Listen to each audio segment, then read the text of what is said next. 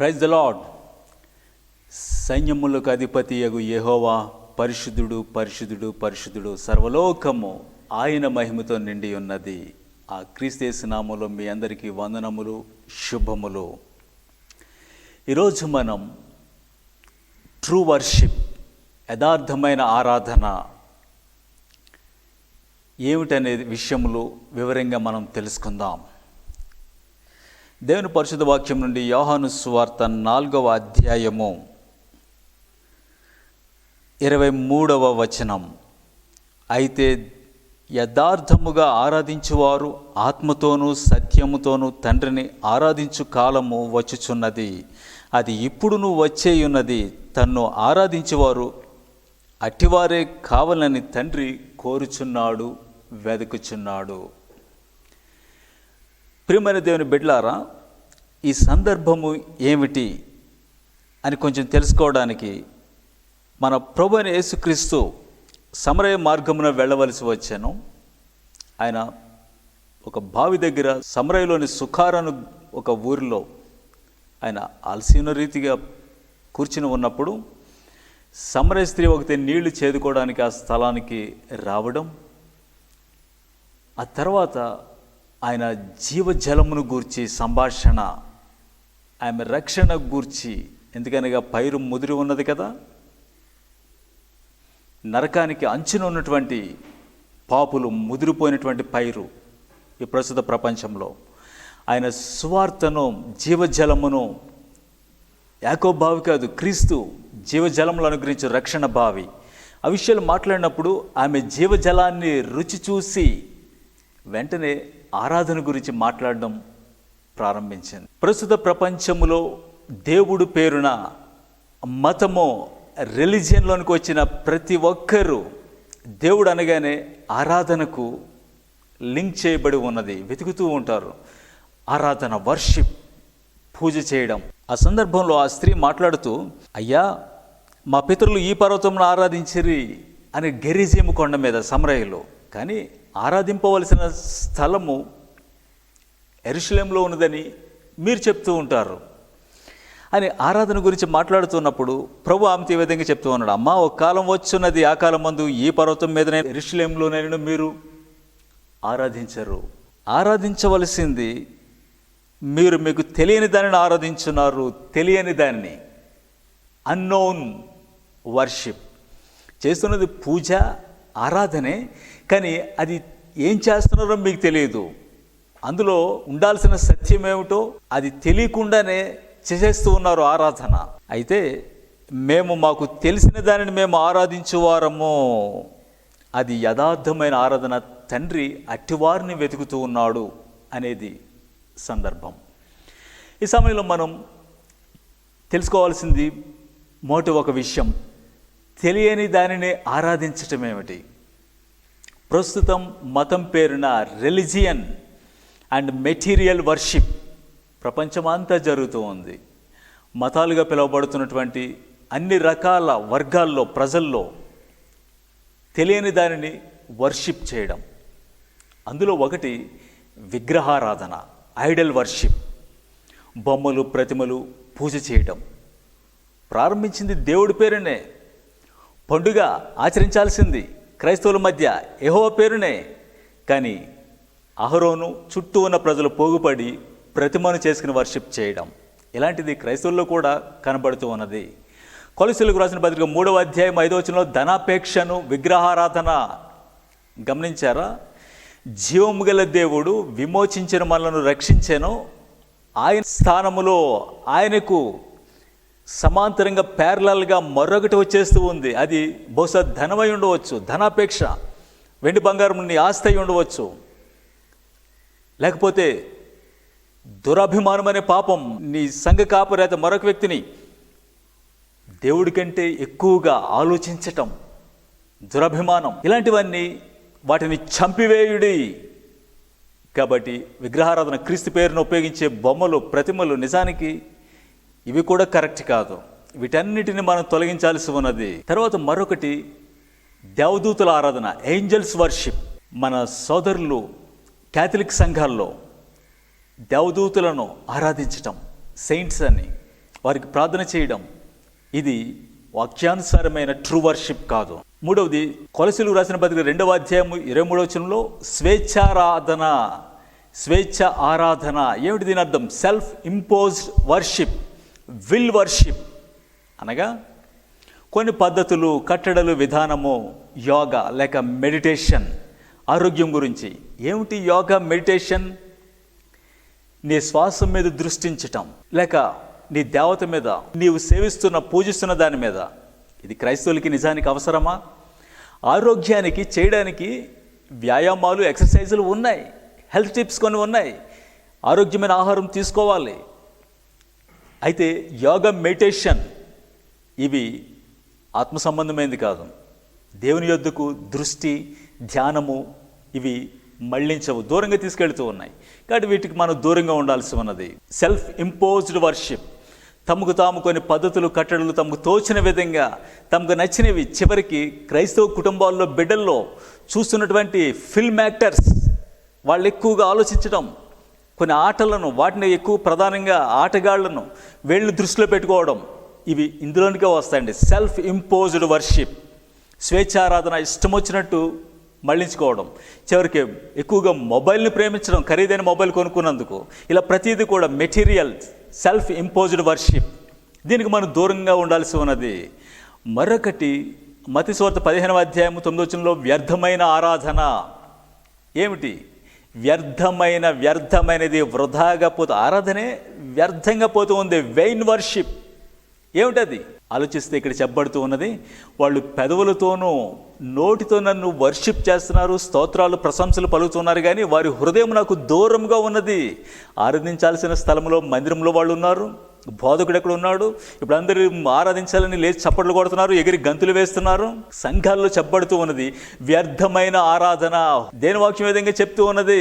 సామెతల గ్రంథం 4వ అధ్యాయం 20వ వచనం, నీ హృదయంలో నుండి జీవదారులు బయలుదేరు. కాబట్టి అన్నిటికంటే ముఖ్యంగా నీ హృదయమును భద్రం చేసుకోండి, క్రీస్తును ప్రభువుగా ప్రతిష్ఠించండి. తను ఉపేక్షించుకొని హృదయంలో ఉండాల్సిన భక్తి లేకుండా ఊరికే స్తోత్రాలు, వందనాలు చెప్పుకుంటూ గంతులు వేయడం. ఆరాధన పేరున దావీదు నాట్యం చేసేయడానికి క్రొత్త నిబంధనలో కూడా నాట్యం. ముందు దావీదు నాట్యం చేయడానికి ముందు అతను ఆత్మ సంబంధిగా ఉన్నాడని తెలుసుకోండి. వర్షిప్ అనేది ప్రియులారా వ్యర్థంగా, వృధాగా కూడా చేస్తున్నారు నేటి సంఘాలలో. కాబట్టి బైబిల్ దీన్ని ఖండిస్తూ ఉన్నది, దీన్ని దూరంగా పెట్టమని హెచ్చరిస్తూ ఉన్నది దేవుని వాక్యము, దేవుని పరిశుద్ధాత్మ. కాబట్టి వీటన్నిటిని వదులుకొని చూడండి, ఆరాధించాల్సిన విధానము యథార్థంగా ఆరాధించాలి, ట్రూ వర్షిప్ చేయాలి. అది ఆత్మతో, సత్యంతో జరుగుద్ది. అది ఇప్పుడే వచ్చి ఉన్నది, ఆ కొండ మీదో, పర్వతం మీదో, స్థలానికి సంబంధించింది కాదు. అది రక్షింపబడిన దేహములో, ఆత్మలో, సత్యములో జరిగేది. తండ్రి అట్టివారిని వెతుకుతున్నాడు. That kind of worship, such worship, అలాంటి ఆరాధన తండ్రి కోరుతూ ఉన్నాడు. హీ సీకింగ్, వెతుకుతూ ఉన్నాడు. మనం మందిరానికి వచ్చాం, తండ్రి దగ్గరికి వచ్చామని మనం అనుకుంటున్నాం, కానీ ఆయన తలుపు తడుతూ బయట ఉన్నాడు. ఆయన వెతుకుతూ ఉన్న ఆరాధన ఎంతమంది చేస్తూ ఉన్నారు మన సంఘాల్లో? ఎంతమంది బోధకులు అలాంటి ఆరాధన తీసుకుని వస్తూ ఉన్నారు? దేవుని పరిశుద్ధ వాక్యములో ట్రూ వర్షిప్ తెలుసుకోవడానికి ముందు కొంచెం ప్రైజెస్ అండ్ థ్యాంక్స్ గివింగ్, ప్రశంసలు చేయడం, స్తోత్రాలు పలకడం, వందనాలు, కృతజ్ఞతలు, థ్యాంక్స్ గివింగ్ చేయడం. చాలామంది స్తోత్రాలు చెప్పడమే వర్షిప్ అనుకుంటున్నారు నేటి సంఘాల్లో, క్రైస్తవులు. ఏమిటి వ్యత్యాసం? ఒక విషయాన్ని నేను మీకు చూపిస్తున్నాను చూడండి. మనం ప్రయాణం చేస్తున్నప్పుడు, బస్సులోనో ట్రైన్లోనో వెళుతూ ఉన్నప్పుడు, మనం అప్పటికే నిలబడి ఉన్నాం. ఒక వ్యక్తి దిగిపోతూ ఆ సీటును మనకి ఇచ్చాడు, మీరు కూర్చోండి అని. మనం చాలా మంచి హృదయంతో వాళ్ళకి కృతజ్ఞతలు, థ్యాంక్స్ చెప్తూ ఉన్నాం. చూడండి, వాడు దొరికింది కాబట్టి థ్యాంక్స్ చెప్తూ ఉన్నాం. కొన్నిసార్లు సీటు దొరకదు, మనం దిగే గమ్యం వరకు, స్టేజ్ వరకు అలాగే నిలబడాల్సి ఉన్నది. అప్పుడు కూర్చున్న వాళ్ళను మనం చూస్తూ ఏమిటి మనం భావించేది మనసులో? వాళ్ళ మీద ద్వేషమా, లేక ఏమిటి ఆలోచించేది? ఈ విషయాన్ని మీకు ఈ విధంగా నేను చూపిస్తూ ఉన్నాను. దేవుడు మనకి గృహం ఇచ్చాడు, వాహనం ఇచ్చాడు, కాబట్టి ఆయనకి స్తోత్రం, కృతజ్ఞతలు, థ్యాంక్స్. ఇది ప్రైజ్ అండ్ థ్యాంక్స్ గివింగ్. ఇచ్చాడు కాబట్టి, మేలు జరిగింది కాబట్టి స్తోత్రాలు చెల్లించటం.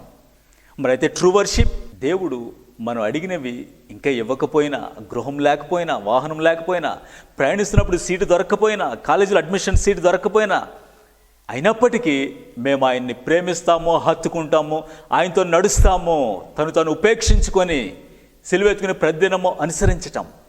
గమనించే విషయాలను దేవుడు వర్షిప్ చేసే వాళ్ళని వాళ్ళు పట్టుకొచ్చిన ఆఫరింగ్, నైవేద్యము, అర్పణమే కాదండి, ముందు వాళ్ళు చూస్తూ ఉన్నాడు. మనుషుల కుటుంబంలో ఇది జరిగింది. హేబేలు కయీనులను పరిశీలిస్తున్నప్పుడు దేవుడు హేబేలును అతని అర్పణను, ఆలోచించండి విషయాలని. వర్షిప్ చేస్తున్న మనలందరినీ మన హృదయాన్ని చూస్తూ ఉన్నాడు, మన ఆలోచనలను ఆలోచించే విషయాన్ని. మనం లేచి స్తోత్రాలు చెప్తున్నప్పుడు, పాట పాడుతున్నప్పుడే ప్రారంభం కావడం లేదు వర్షిప్. మనం రక్షింపబడిన నాటి నుండి, బాప్సం పొంది బయటకు వచ్చిన నాటి నుండి మన ప్రవర్తనలో, మన డైలీ లైఫ్, మన ప్రవర్తన, మన మాట, ఆలోచనలో వర్షిప్ అనేది కనబడుతూ ఉంది, కొన్నిసార్లు మాయమవుతూ ఉంది. ఆలోచించారు విషయాలను. కాబట్టి ప్రైజెస్, థ్యాంక్స్ గివింగ్ మరియు ట్రూ వర్షిప్, ఆ డిఫరెన్స్ మనం తెలుసుకోవాలి, వ్యత్యాసము. ట్రూ వర్షిప్ గురించి మరికొన్ని విషయాలు మీకు చూపెడుతున్నాను చూడండి. దానియేలు గ్రంథం 6వ అధ్యాయం 5వ వచనంలో ప్రవక్త అయిన దానియేలు యవనస్తుడు, మనందరికీ గొప్ప మాదిరిగా ఉన్నాడు. అక్కడ ఉన్నటువంటి అధిపతులు, సహస్రాధిపతులు, ఆ రాజు దగ్గర ఉన్న వాళ్ళందరూ దానియేలులో లోపం కనుగొనాలని, అతను ఇరికించాలి, పట్టించాలని ద్వేషముతో, మత్సరంతో ఎన్నో వెతికారు. కానీ అతను ఎక్కడ ఇందులోనూ దొరకలేదు, ఏ లోపము లేదు. ఏమిటది? తన దేహంతో, జీవితంతో, తను చేస్తున్న జాబ్లోనూ దేవుణ్ణి మహింపరచటం. అదే అపోస్తలుడైన పౌలు నిర్ణయం కూడా, బ్రతుకు మూలంగానైనా చావు మూలంగానైనా నా దేవుణ్ణి నేను మహింపరుస్తాను. అయితే చివరికి ఒక లోపం కనుగొన్నారు. ఏమిటా అతనిలో ఉన్న లోపం ఏమిటి? అతని దేవుని పద్ధతి విషయం అందే కానీ, దేవుని పద్ధతి, అతని యొక్క భక్తి, వాక్యం చదవడం, మోకరించడం, ప్రార్థించడం. అంతకుముందు వాళ్ళు చెప్పారు, ఒక 1 నెల రోజులు రాజు అయిన నీ దగ్గరే మేము మనవి చేయాలి, ప్రార్థన చేయాలి, మరి ఏ దేవుడిని కూడా మేము పూజించకూడదని. అలాంటి ఆంక్షల్లో, సమస్యల్లో, ఆటంకాల్లో, ఇబ్బందుల్లో జీవం గల దేవుని ఆరాధించడానికి అప్పుడు కూడా అతను మోకరించాడు, తలుపులు తెరిచి తన సాక్ష్యాన్ని బయటికి తీసుకుని వచ్చాడు. ప్రియులారా, భక్తి అనేది హృదయంలోనూ మనసులోనూ ఎక్కడున్నో దాచుకునేది కాదు. అది మన క్రియల ద్వారా మనము బయటికి వాటిని తీసుకుని వస్తాం. మన వెలుగు బయటికి కనపడుతూ ఉంది. మన క్యారెక్టర్, మన స్వభావము, మన శీలము, గుణము. మరొకటి, అతని ఫ్రెండ్స్గా ఉన్నటువంటి షద్రకు, మెషక్, అబేద్నెగోలు. దానియేలు గ్రంథం 3వ అధ్యాయం 17వ వచనంలో మనం చూస్తాం. దూరాను ఒక మైదానంలో బంగారు ప్రతిమ, 60 మూరల పొడవు, 6 మూరల వెడల్పు. ఇది అడుగుల్లో మనం తీసుకున్నట్లయితే 27 అడుగులు పొడవు, 3 అడుగుల వెడల్పు. అందరూ ఆ ప్రతిమకు, ఆ సంగీతం, మ్యూజిక్ వినబడినప్పుడు సాష్టాంగపడి నమస్కరిస్తూ ఉన్నారు. పరిస్థితులు, సేవిస్తున్న దేవుణ్ణి విడిచిపెట్టాలి, బ్రతకాలంటే, గట్టెక్కాలంటే అనేది వాళ్ళ మీద కూడా వచ్చింది. షద్రకు, మెషక్, అబేద్నెగోలకు ఏం చేశారు వాళ్ళు? అక్కడ మీరు లేఖనాలు చదివితే, రాజా, కోరుతున్న ప్రతిమకు మొక్కలని మమ్మల్ని పిలిచావు కదా, మేము ఆ విధంగా సేవించము. మా దేవుడు మా కొరకు సిద్ధపరిచిన అగ్ని గంధకాల్లో నుండి, మండుచున్న వేడిమి గల 7 అంతులు మండుచున్న అగ్ని వేడిలోంచి రక్షించడానికి సమర్థుడు. ఒకవేళ మమ్మను కాపాడకపోయిన, రక్షింపకపోయినను మేము నీ ప్రతిమకు నమస్కరించము, మొక్కము అని తెలుసుకో అని చెప్పడం జరిగింది. ఇది ట్రూ వర్షిప్. బ్రతకడానికి, ఆ సందర్భంలో గట్టెక్కడానికి, ఆయా పరిస్థితుల్లో రంగులు మార్చుకునేది కాదు. ట్రూ వర్షిప్పర్ తను ఉపేక్షించుకొని సిలువెత్తుకొని నడవడం. ప్రియమైన వారలారా, మరొక ఉదాహరణ, హబక్కూకు రాసిన గ్రంథం 3వ అధ్యాయం 17వ వచనంలో హబక్కూకు ఈ విధంగా చెప్తూ ఉంటాడు. అంజూరపు చెట్టు పూయకుండినను, ద్రాక్ష చెట్లు ఫలింపకపోయినను, ఒలివ చెట్లు పూయకపోయినను, చేనులోని పైరు పంటకు రాకపోయినను. ఏమిటి? అవి పంటకు వచ్చినప్పుడే, అవి పూసినప్పుడే మన స్తోత్రాలు, వందనాలు చెప్తూ ఉన్నాం. నేడు సంఘాలకి అదే తెలుసు. దేవుడు బాగా ఇచ్చాడు కదా, మేలు చేశాడు కదా, స్తోత్రాలు చెప్పండి.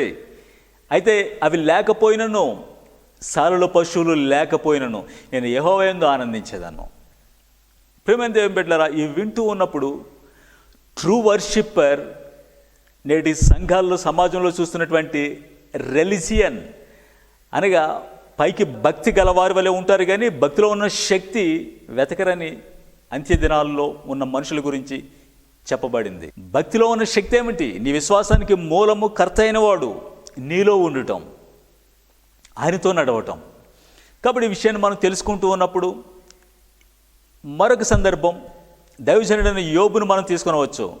యోబు గ్రంథం 1వ అధ్యాయం 10-11 వచనాల్లో నీవు నా సేవకుడైన యోబు సంగతి ఆలోచించితివా?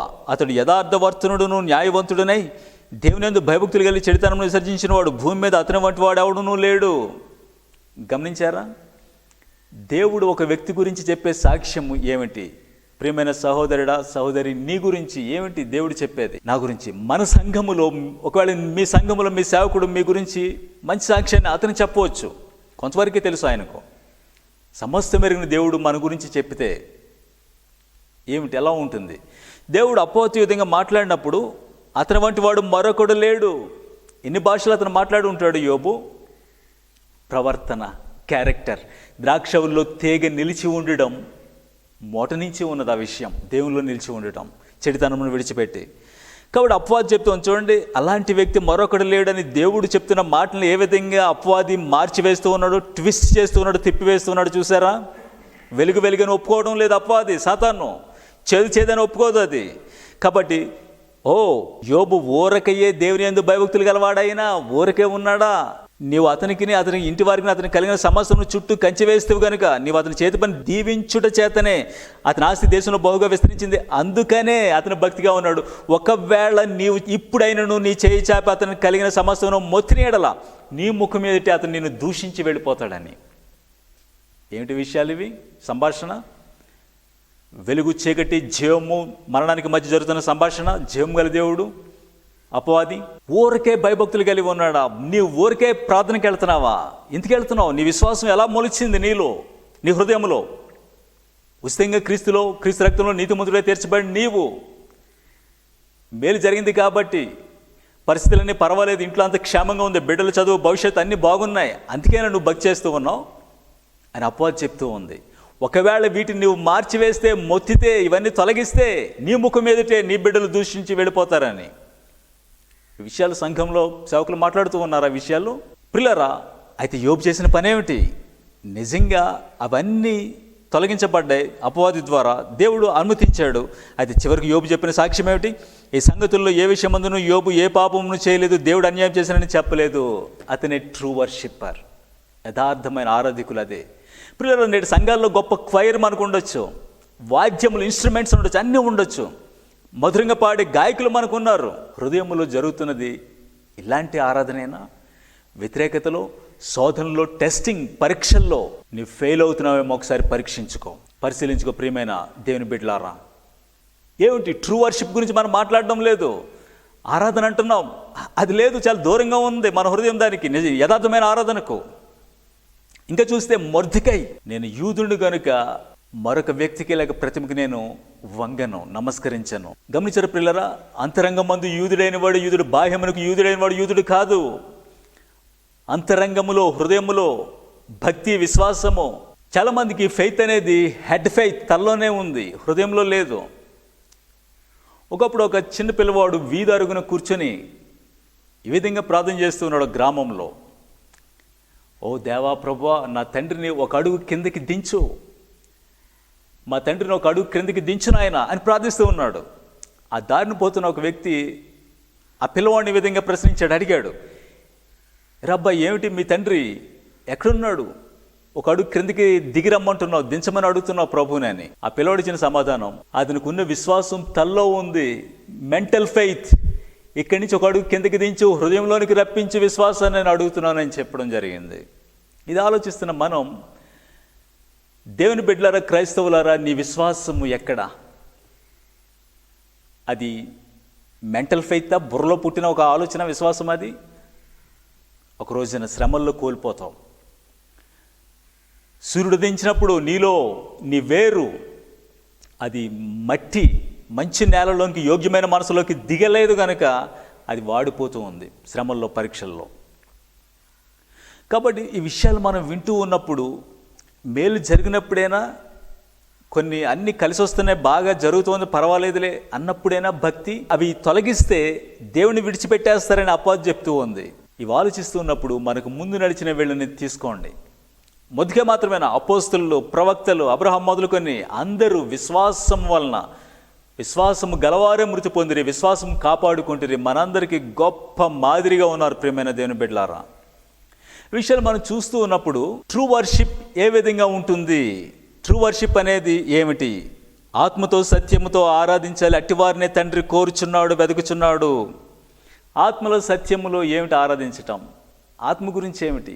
ఇది మెటీరియల్గా బయటకు దొరకడం లేదని పట్టుకోవడానికి లోపల అంతరంగ పురుషుడు, ఇన్నర్ మ్యాన్ లోపల నుండి ఇది వస్తూ ఉందని, అదే హృదయం అని దేవుని వాక్యం చెప్తూ ఉంది. సామెతల గ్రంథం 20:27 నరునాత్మ యెహోవా పెట్టిన దీపము. నరునాత్మ యెహోవా పెట్టిన దీపం. ఏదైనా తోటలో ఆదాము హవ్వలకు అది ఆరిపోయింది. భౌతికంగా వాళ్ళు ప్రాణులు, జీవింపజేయ ఆత్మగా ప్రభువైన యేసుక్రీస్తు కడపటి ఆదాముగా మన మధ్యకి వచ్చాడు. ఆయన ఆదాము జీవించు ప్రాణి, అయితే ప్రభువైన యేసుక్రీస్తు జీవింపజేయ ఆత్మ అయి ఉన్నాడు.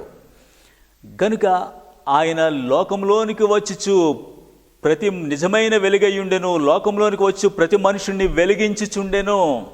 నిజమైన వెలుగు, ఆ జీవపు వెలుగు మనలోనికి వచ్చినప్పుడు, విశ్వాసం వలన సువార్త విన్నప్పుడు, క్రీస్తు మనలోనికి వచ్చినప్పుడు మనం తిరిగి జన్మిస్తూ ఉన్నాం. ఆత్మచేత దేవుని ఆత్మ మనలోనికి వస్తున్నప్పుడు ఆత్మ అప్పుడు ప్రారంభమవుతూ ఉన్నది. జీవపు వెలుగు మనలోనికి వచ్చి, దేవుడు ఆత్మ అయి ఉన్నాడు కనుక ప్రభుతో కలుసుకున్నవాడు ఆయనతో ఏకాత్మ అయి ఉన్నాడు, ఆయనతో పాటు కలుసుకుంటున్నాం. ట్రూ వర్షిప్ ఆ విధంగా మొదలవుతూ ఉంది. నీతి కొరకు ఆకలి దప్పులు మొదలవుతూ ఉన్నాయి. ఆ తర్వాత చూస్తే సత్యం గురించి మాట్లాడుతూ ప్రభు ఈ విధంగా చెప్పడం జరిగింది. యోహాను సువార్త 8:37-32 తను నమ్మిన యూదులతో ఆయన ఈ విధంగా మాట్లాడుతూ వచ్చారు. మీరు నా వాక్యమందు నిలిచిన వారైతే, మీరు వింటూ ఉన్నారు. యూదులారా, ఇశ్రాయేలీయులారా, శాస్త్రులారా, పరిసయ్యులారా, సద్దూకయ్యులారా, మీరు నా చుట్టూ తిరుగుతూ రోజు వింటున్నారు, కానీ మీరు నిలిచి ఉండడం లేదు. నిలిచిన వారైతేనే. ప్రియమైన దేవుని బిడ్డలారా, సంఘాల్లో క్రిస్మస్ పేరున, లెంటి దినాలని, ఈస్టర్ అని, వాటి అర్థాలే మీకు తెలియడం లేదు, అవి మీరు వినడం లేదు, తెలుసుకొని మార్చుకోవడం లేదు. వాక్యమందు నిలిచిన వారైతే, వాక్యంలో నిలిచిన వారైతే అప్పుడు మీరు సత్యమును మీరు గ్రహించెదరు. అప్పుడు సత్యం మిమ్మును స్వతంత్రులుగా చేయను. అప్పుడే మీరు నిజమైన తీగలు, నిజమైన శిష్యులను పిలువబడుతూ ఉంటారు. ఈ విషయాన్ని మనం సత్యం గ్రహించకుండా సత్యం మిమ్మును స్వతంత్రులుగా చేయను. The truth will set you free. స్వాతంత్రం వచ్చింది దేశానికి, కానీ నిజమైన స్వాతంత్రం మీరు ఇంకా పొందలేదు. Greatest freedom is freedom from sin. పాపం నుండి, అపవిత్రత నుండి విడుదల పొందడం నిజమైన స్వాతంత్రం. అది ప్రభువైన యేసుక్రీస్తు అనుగ్రహించును. పాపం చేయవాడు పాపమునకు దాసుడు. పిల్లరా, మన ఉపదేశములో, మన డాక్ట్రిన్లో, మన బోధలో సత్యం లేకపోతే ఇంక నువ్వు బానిసవి అనే విషయాన్ని మనం తెలుసుకోవాలి. ఈ విషయాన్ని మనం వింటూ ఉన్నప్పుడు ట్రూ వర్షిప్లో సత్యం అనే దట్టి, ప్రభువైన యేసుక్రీస్తు ఆయనే సత్యం. ప్రభు చెప్పారు, నేనే సత్యం. కాబట్టి క్రీస్తులో నిలిచి ఉండడం, క్రీస్తుతో పాటు నడవడం, ప్రియులరా, అదే సత్యం. కాబట్టి మన జీవం గల దేవుణ్ణి, మన ప్రభువును మనం ఆరాధన చేయడానికి ఎలా చేయాలి? ఆరాధనలో మన నోటితో స్తోత్రాలు చెప్తాం, అంతకుముందు హృదయంలో భక్తి ఉంది, పాటలు పాడతాం, కీర్తనలు వాటితో, తర్వాత స్వరమండలమ్మ, సితారం మేలుకు, అంతకుముందు కీర్తనకారుడు మేలుకున్నాడు ఆత్మలో. కాబట్టి తర్వాత వాద్యాలను కూడా తీస్తూ ఉన్నాడు, సవరిస్తూ ఉన్నాడు.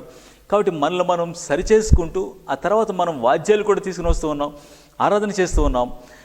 అయితే దేవుని సువార్త, ఆరాధన బోధిస్తున్న ఒక వ్యక్తికి లైమ్ లైట్ కాదు. అనగా సంఘంలో ఒక సేవకుడు తను తాను ఫోకస్ చేసుకోవడానికి, మార్కెటింగ్ చేసుకోవడానికి తన కుటుంబాన్ని లైమ్ లైట్లో, అనగా తనే అటెన్షన్గా ప్రజలకు చూపించుకోవడానికి సంఘాన్ని, క్రీస్తును చూపించకుండా, అందుకోసం కాదు ఈ సువార్త, ఈ వర్షిప్, ఆరాధన, చర్చెస్, నీ main streams, live main streams.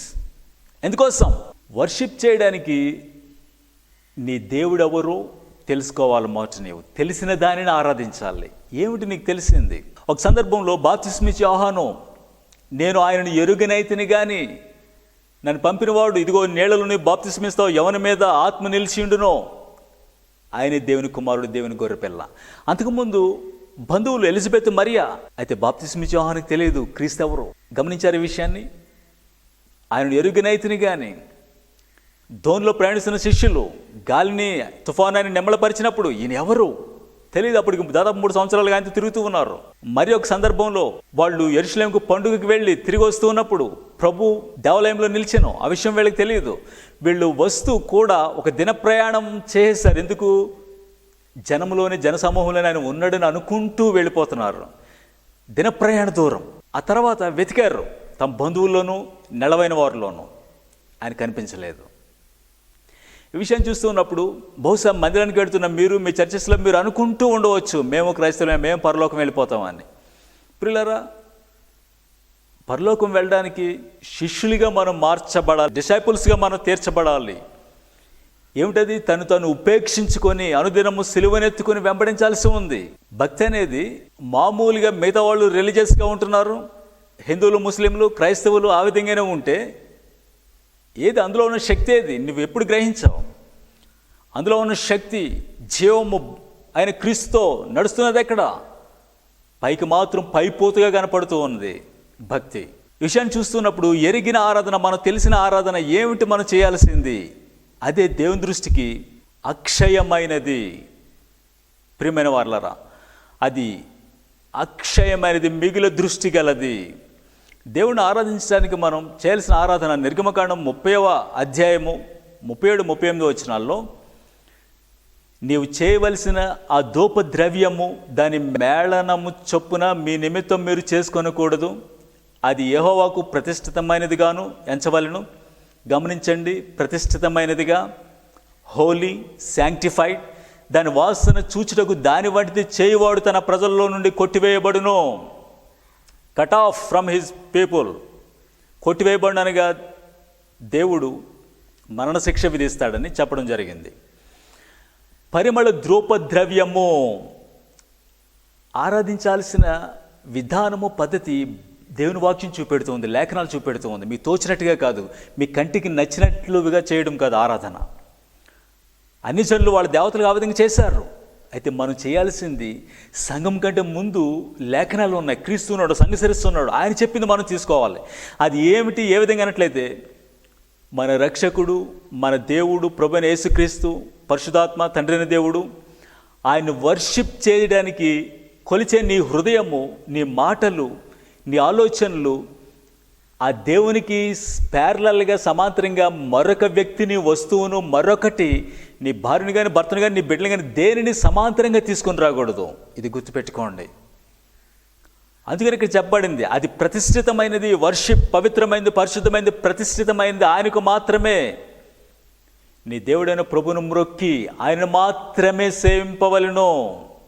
ఆలోచించారు ఈ విషయాన్ని, గమనించండి ఈ విషయాన్ని. ఆయన మాత్రమే వర్షిప్ చేయాలి. దేవుణ్ణి వర్షిప్ చేస్తున్నప్పుడు ఏ సేవకుడు తాను సంఘములోనూ ఎక్కడ సెంటర్ పాయింట్గా తాను ఫోకల్ పాయింట్గా చూపించుకోకూడదు సంఘానికి. సంఘం ఎప్పుడు మా సేవకుడు ఆయన ప్రసంగమే వినాలి, ఆయన మాత్రం ఉంటే చాలు అని డివైడ్ అవ్వకూడదు. సంఘములో పేతురున్నాడు, పౌలున్నాడు, బర్నబా ఉన్నాడు, తిమోతి ఉన్నాడు. వినండి, దేవుడు ఏ వ్యక్తులను చూపిస్తూ ఉన్నాడు, దేవుని చిత్తాన్ని, దేవుని వాక్యాన్ని. బెరే సంఘం వల్లే పరిశీలించండి. యాజకుడని ఏలి పనికిరాని దినాల్లో సమయాలు వచ్చాడు. పిల్లలు గమనించండి విషయాలని. ఇవి చూస్తూ ఉన్నప్పుడు దేవుని స్థానాన్ని, దేవుడి విషయాలను, దేవుని ఆరాధిస్తున్నప్పుడు దేవుని మహిమను నేటి కాపరులు ఎంతమంది దొంగిలించేస్తూ ఉన్నారు. యథార్థత ఏది, సత్యమేది, మన ప్రవర్తనలో, నిజమైన ఆరాధనలో ట్రూత్ ఏది, సత్యమేది. ఫిల్మ్ యాక్టర్స్కి నేటి పాస్టర్స్కి ఏమిది తేడా? ఏమిది? నీ జుట్టులో, వస్త్రధారణలో వయసు పెరుగుతూ ఉన్నప్పుడు దేవుని వాక్యం ఏం చెప్తూ ఉంది? నెరసిన వెంట్రుకలు నీతి ప్రవర్తన గలవానికి ఉంటాయి, అది సొగసైన కిరీటం. అది నేను నా తోటి బోధకులను అడుగుతూ ఉన్నాను, పాస్టర్స్ని అడుగుతున్నాను, వయసు పెరుగుతున్నప్పుడు ఏది ఒక్క తెల్ల వెంట్రుక నీలో లేదే? ఏది యథార్థత నీ దగ్గర? ఏది సత్యం? ఫిల్మ్ యాక్టర్స్కి, పాస్టర్స్కి ఏది తేడా ఎక్కడ? కాబట్టి ఈ విషయాలు చూస్తున్నప్పుడు ఆత్మతోనూ సత్యముతోనూ ఆరాధించాలి. అందుకనే దేవుని వాక్యం విధంగా చెప్తుంది, కీర్తనల గ్రంథం 96వ అధ్యాయం 9వ వచనంలో, అది పరిశుద్ధమైన అలంకారములు, in the beauty of holiness, పరిశుద్ధమైన అలంకరణ. పరిశుద్ధంగా ఆరాధిస్తున్నప్పుడు సత్యంతో, ఆత్మతో. కీర్తన గ్రంథం 29:2వ వచనంలో, ప్రతిష్ఠితమైన ఆభరణములతో మీరు సాగిలపడి ఆరాధించండి. ఎందుకనగా 1 పేతురు 3వ అధ్యాయం 3, 4, 5 వచనాల్లో, హృదయపు అంతరంగ స్వభావమే వెలుపల ధరించుకునే అలంకరణ దేవుని దృష్టికి విలువైంది కాదు, అంతరంగములో అక్షయమైనది, అది ప్రభు దృష్టిలో. కాబట్టి మనం మందిరానికి వెళ్తున్నప్పుడు 1 లోకం దృష్టిలో, 2 ప్రభు దృష్టిలో, ఈ 2 విషయాలు ఉంటాయి. గమనించండి దయచేసి. మన ప్రసంగాలకి వ్యూవర్స్, చూసేవాళ్ళు పెరుగుతూ ఉండవచ్చు. ఒకవేళ వాళ్ళకి కొన్ని విషయాలే తెలుసు, వాళ్ళకి నీ బోధ తెలుసు, నీ ప్రవర్తన పూర్తిగా తెలియదు వాళ్ళకి. అది సమస్తం ఎరిగిన దేవుని దృష్టిలో, ఇన్ హిజ్ వ్యూ, దేవుని దృష్టిలో ఎలా ఉన్నాం మనం బోధకులారా? ఏమిటి మనం ట్రూ వర్షిప్ గురించి ఎన్నిసార్లు మాట్లాడాం చర్చ్కి? ఊరికే పెద్ద క్వైర్ తోటి మనం పాటలు పాడి చేస్తున్నాం, మెరుపులతోటి, లైటింగ్ తోటి. అదేనా తండ్రి ఆశించేది? కాబట్టి దేవుని మహిమను దొంగిలించే సేవకులారా, దేవుడు నిన్ను కొట్టివేయును. గమనించండి విషయాన్ని. కడవరి దినాలలో ఉంటున్నటువంటి మనము ట్రూ వర్షిప్పర్స్కు, ఆరాధికులకు పరీక్షలు వస్తాయి. అయితే నేటి సంఘానికి వచ్చే పరీక్షల్లో ఒకటి ప్రధానమైనది. ప్రకటన గ్రంథం 13వ అధ్యాయము 15వ వచనం నుండి చూస్తే, మరియు ఆ మృగం యొక్క ప్రతిమ మాట్లాడునట్లును, ఆ మృగం యొక్క ప్రతిమకు నమస్కారం చేయని వారిని హతము చేయనట్లును, ఆ మృగం యొక్క ప్రతిమకు ప్రాణమిచ్చుటకి దానికి అధికారం ఇవ్వబడెను. ఇక్కడ అబద్ధ ప్రవక్త, ఫాల్స్ ప్రాఫెట్, క్రీస్తు విరోధి ప్రతిమ ఒకటి చేయిస్తాడని కడవరి దినాల్లో. గమనించండి, 7 ఏండ్ల శ్రమల కాలం బైబిల్ చెప్పడం లేదా పదం తొలగించండి. శ్రమలు, మహాశ్రమలు 3.5 సంవత్సరములు మాత్రమే. శ్రమలకు ముందు చర్చ్ వెళ్ళిపోవడం లేదు, శ్రమల గుండా చర్చ్ చివరి వరకు వెళుతూ ఉంది. ఇది లేఖనాలు చెప్తూ ఉన్నాయి. అంతకుముందు నేను మీ ఎటుకు తీసుకొచ్చిన వీడియోస్ దయచేసి ఇంతవరకు ఎరగనట్లయితే చూడండి. పిల్లరా, ఇవి రొటీన్గా మీరు వింటున్న ప్రసంగాల వలె ఉండదు. షుగర్ కోటింగ్ మెసేజెస్ ఎంత మాత్రం కాదు. దేవుని చిత్తం తీసుకొస్తున్న ప్రసంగాలు ఇవి వినసంపుగా ఉండవు. 2-3 సార్లు మీరు వినాల్సిందే. బెరే సంఘం వలె లేఖనాలు పరిశోధించాల్సిందే. ఎందుకనగా కడవరి దినాల్లో డిసీవర్, మోసం చేసే వ్యక్తి మరింతగా ప్రబలిపోతూ ఉన్నాడు. సాధ్యమైతే ఏర్పాటు చేయబడిన వారి సహితం కూలద్రోస్తారు. కాబట్టి ఈ విషయాలను పరిశీలిస్తూ కడవరి దినాల్లో ఆనాటి కాలంలో వచ్చినటువంటి దానియేలు, షడ్రకు, మెషకు, అబేద్నెగోలకు వచ్చినటువంటి పరీక్షలే అపోస్తలులు ఎదుర్కొన్నవే మనకి రాబోతూ ఉన్నాయి. అందులో భాగంగా ఏమిటి? మరొక ప్రతిమ వస్తూ ఉంది. ఆ ప్రతిమ వెండి బంగారం కాదండి, దానికి ప్రాణం వచ్చేస్తూ ఉంది, అది మాట్లాడుతూ ఉంది. ఆ ప్రతిమకు నమస్కరించని వాడు చంపబడాలని, శిరఛేదనం చేయబడాలని, ఆ ప్రతిమ పేరున లేక ముద్ర వేయించుకోవాలని బలవంతం చేయబోతూ ఉన్నాడు. గమనించండి. అంతకుముందు అపవాది యోబుతో చెప్పిన మాట ఒకసారి గుర్తుచేసుకోండి. ఇవన్నీ ఇచ్చావు కాబట్టి వీళ్ళు భక్తిగా ఉంటున్నారు, ఈనాటి వరకు నెమ్మదిగా పోతూ ఉన్నారు సమస్యలు లేకుండా.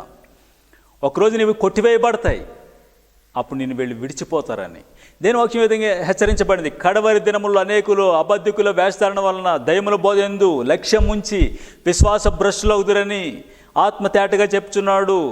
అపోస్టసీ, చాలామంది తొలగిపోతారు. విశ్వాసులు పడిపోయేది అన్ని జనులు వేరే మతాల్లో ఉన్నవాళ్ళు కాదండి. వాళ్ళు ఆల్రెడీ రక్షణ లేకుండా ఉన్నారు, చనిపోయి ఉన్నారు. వాళ్ళ ఆత్మలో రక్షింపబడ్డాం అనుకుంటున్నటువంటి క్రైస్తవులు తొలగిపోతారు. చర్చెస్, బోధకులు పడిపోతారని ఏం చేయాలి మనం? అలాంటి పరీక్షల్లో జీవం గల దేవుని వరకు మనం లేచి నిలబడతాం. పరిశుద్ధమైన అలంకారములు, పరిశుద్ధత అనే సౌందర్యంతో, అందముతో. ఎందుకనగా దేని వాక్యం విధంగా మనం హెచ్చరిస్తూ ఉన్నది, హృదయశుద్ధి గల వారు ధన్యులు, వారు మాత్రమే దేవుని చూస్తారని. ఆలోచించండి విషయాన్ని. పరలోకం నీవు వెళితే అక్కడ దేవుని నువ్వు చూడగలవా? అలాంటి పరిశుద్ధత ఏది? పరిశుద్ధత లేకుండా ఎవడును ప్రభుని చూడలేడు అని విధంగా హెచ్చరిస్తున్నాను. నేను పరిశుద్ధులను గనుక మీరును పరిశుద్ధులై. ఈ విషయాలు చూస్తూ ఉన్నప్పుడు ట్రూ వర్షిప్, దేవుణ్ణి వర్షిప్ చేస్తూ ఉన్నప్పుడు దాని వంటిది మరొకటి, అలాంటి పరిమళ ధూప ద్రవ్యం మరొకటి చేయకూడదు. అలాంటి వర్షిప్, అలాంటి స్థానం హృదయంలో మరొక వ్యక్తిని. అందుకనే ఆయన వెంబడించి శిష్యులతో తను ఉపేక్షించుకోవాలని, తల్లినైనా తండ్రినైనా తన బిడ్డలైనను నాకంటే అధికంగా ప్రేమించేవాడు నాకు శిష్యుడు కానేరాడు. ఈ సందర్భానికే ఆ మాటలు. దేవుణ్ణి అత్యధికంగా ప్రేమించాలి. వర్షిప్లో ఆయన స్థానం మరొకటి ఆక్రమించకూడదు. కాబట్టి కడవరి దినాల్లో మనకు వచ్చే శోధనలో ప్రపంచమంతటికి రాబోతుంది శోధన కాలం. ఒక ప్రతిమ, తర్వాత దానికి సంబంధించిన Mudra, mark of the beast, మరొక ప్రక్కన తెగులు, వ్యాక్సిన్లు, ఇవన్నీ వస్తున్నప్పుడు దేవుని బిడ్డలారా, మా వంతు దేవుడు మాకు ఇచ్చిన పరిచర్యలో భాగంగా అవి అప్డేట్ మీకు నేను చేయబోతూ ఉన్నాను. మా కోసం ప్రార్థన చేయండి. అలాగే ప్రత్యేకంగా ఈ ప్రసంగాలు, వర్తమానాలు నేటి సంఘాల్లో ఇవి వినపడడం లేదు, వీటిని షేర్ చేయండి. ఇదే మేము ఆశించేది మీ దగ్గర నుండి. దేవుని కృప వలన మేము ఇవి చేస్తూ ఉన్నాం. కాబట్టి దేవుని కొరకు నిలబడండి. విగ్రహానికి, ప్రతిమకు నమస్కరించకండి. షడ్రకు, మెషకు, అబేద్నెగోల వలె లేచి నిలబడండి. దేవుని కొరకు ప్రాణత్యాగాలు చేయండి. హతసాక్షులకు లెక్క ఉంది. ఇక తర్వాత చివరిగా సామెతల గ్రంథం 4:23 అన్నిటికంటే ముఖ్యంగా నీ హృదయమును భద్రం చేసుకో. ఎందుకంటే వ్యాధి అక్కడి నుంచే బయలుదేరుతుంది, ఘోరమైన వ్యాధి. సర్పము, ఆది మనుష్యుడు దంపతులు ఆదము హవ్వలను మనసును చెరిపివేసింది.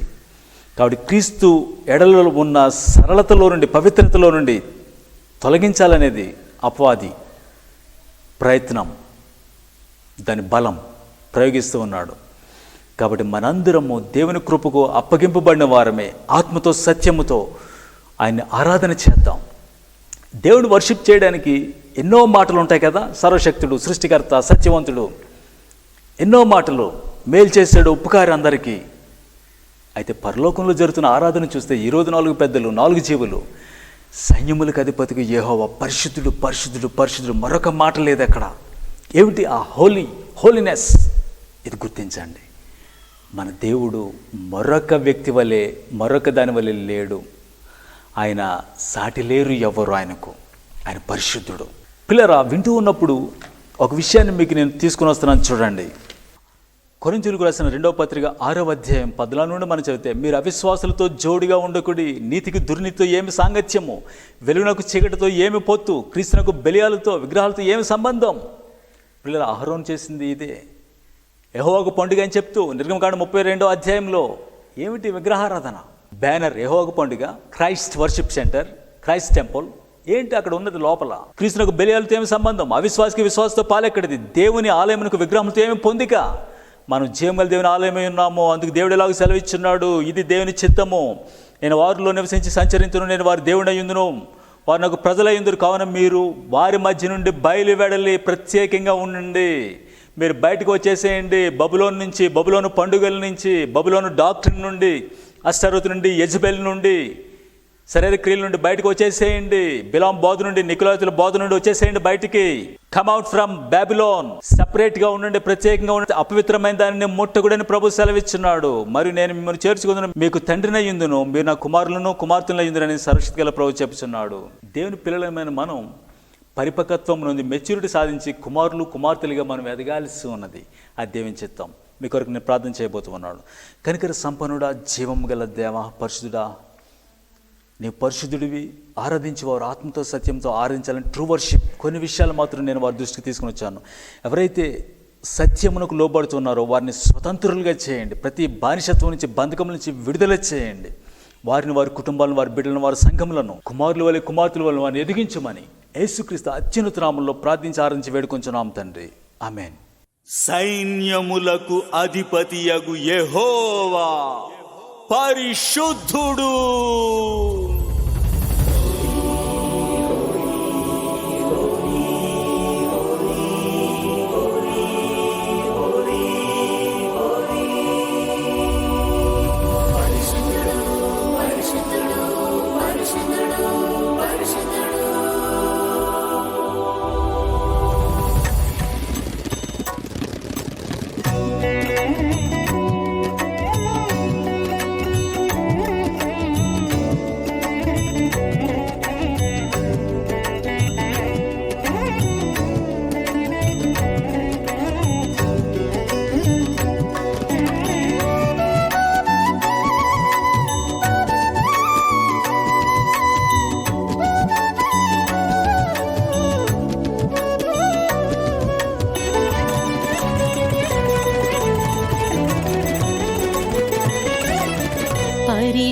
పరిశుద్ధుడానుచు పాడి స్తుతించెదరు, ప్రతి ఒక్క క్షణము నిన్ను పరిశుద్ధుడా.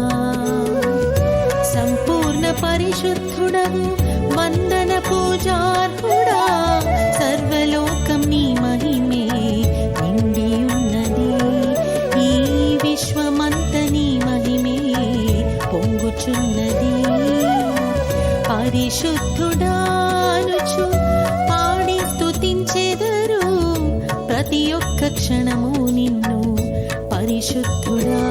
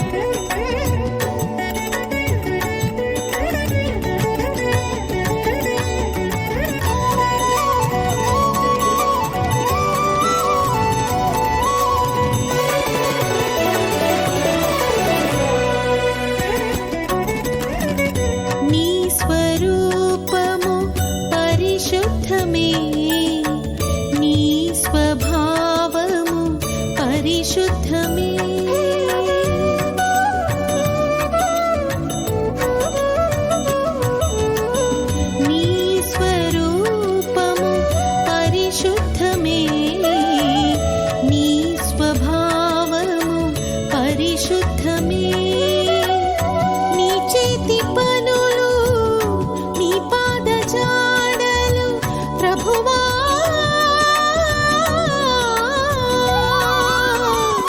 నీ చేతి పనులు నీ పాద జాడలు పరిశుద్ధమే అవి పరిశుద్ధమే పరిశుద్ధమే అవి పరిశుద్ధమే పరిశుద్ధుడానుచు పాడి స్తుతించెదరు ప్రతి ఒక్క క్షణము నిన్ను పరిశుద్ధుడా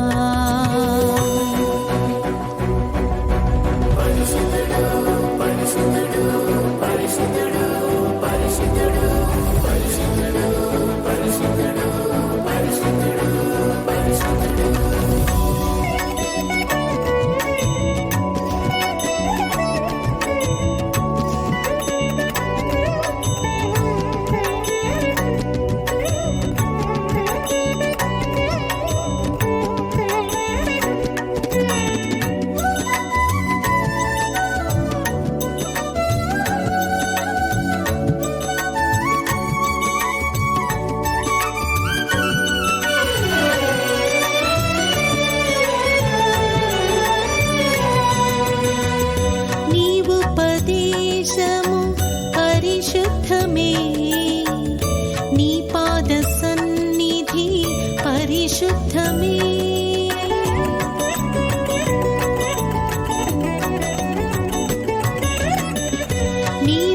నీవుపదేశము పరిశుద్ధమే నీ పాద సన్నిధి పరిశుద్ధమే నీవు హాంతయు నీ మాటలన్నీయు ప్రభువా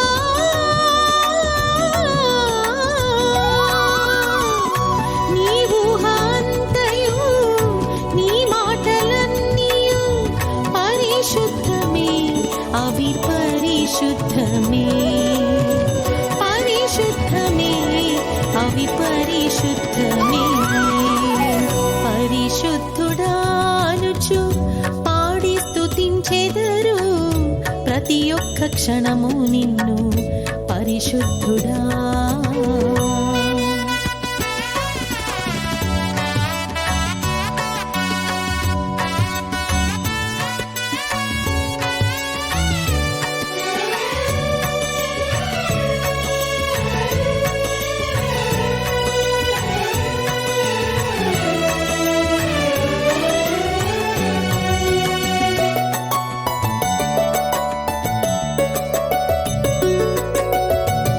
నీ సిలువ యాగము పరిశుద్ధమే నీ పరిపాలన పరిశుద్ధమే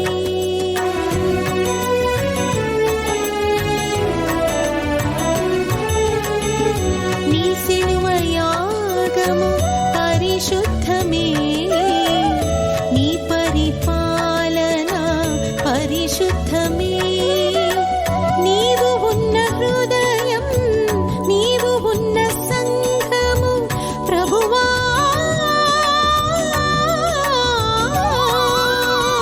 నీవు ఉన్న హృదయం నీవు ఉన్న సంఘము పరిశుద్ధమే అవి పరిశుద్ధమే పరిశుద్ధమే అవి పరిశుద్ధమే పరిశుద్ధుడానుచు పాడి స్తుతించెదరు ప్రతి ఒక్క క్షణము నిన్ను పరిశుద్ధుడా సంపూర్ణ పరిశుద్ధుడవు వందన పూజార్హుడా సర్వలోకం నీ మహిమే నిండి ఉన్నది ఈ విశ్వమంత నీ మహిమే పొంగుచున్నది పరిశుద్ధుడా పరిశుద్ధుడా పరిశుద్ధుడా పరిశుద్ధుడా పరిశుద్ధుడా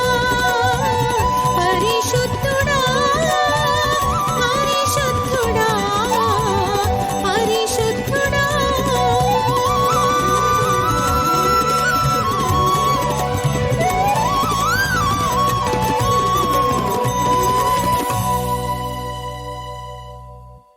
Please like and subscribe to my channel. Thank you.